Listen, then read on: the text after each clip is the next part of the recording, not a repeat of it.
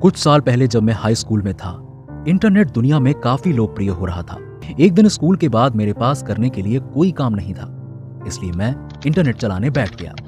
मुझे कुछ ज्यादा नहीं पता था, इसलिए मैंने राहुल को मैसेज किया कि क्या वो यहाँ आकर मेरी मदद करेगा, और वो आने के लिए राजी हो गया।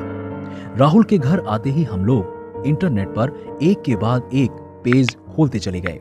तभी राहुल ने एक लिंक पर क्लिक किया जो हमें सीधे एक चैट रूम में लेकर गई।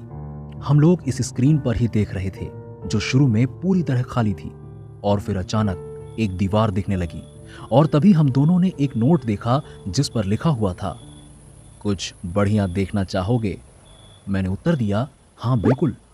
अजीब चीज ये थी कि वो सामने से टाइप नहीं कर रहा था और ना ही कुछ बोल रहा था, बस नोट दिखाकर अपनी बातें रखता था।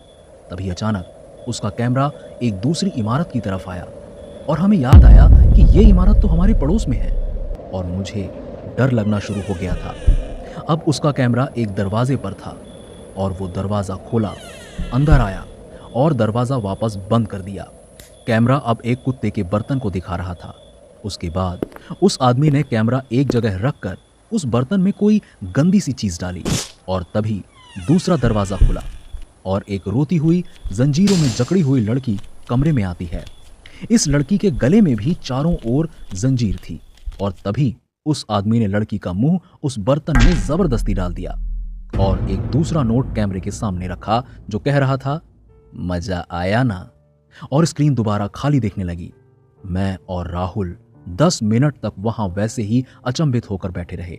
दूसरी तरफ से वो आदमी अब भी मौजूद था, और तभी कैमरा फिर से चालू हो गया।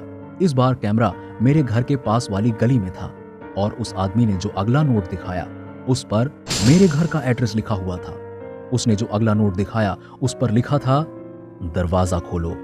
हम लोग आश्चर्यचकित थे, और तभी नीचे से कोई सामने वाले दरवाजे को खटखटाने लगा।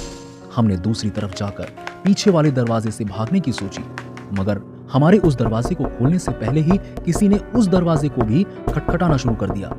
हम लोग बीच में फंस चुके थे। हम दोनों वापस ऊपर भागे और खुद को कमरे में बंद कर लिया और पुलिस को फोन किया। जब पुलिस आई तो घर के बाहर कोई नहीं था। हालांकि घर के बाहर कई सारे नोट पड़े हुए थे और उन सभी पर मेरे घर का एड्रेस लिखा हुआ था। मैंने पुलिस को उस लड़की के बारे में भी बताया, और पुलिस को वो लड़की वहीं मिली। लड़की 14 साल की थी और 5 हफ्तों से गायब थी। हम लोगों ने 1 हफ्ते के अंदर ही उस घर को छोड़ दिया, और मैं दोबारा कभी इंटरनेट चलाते हुए इतने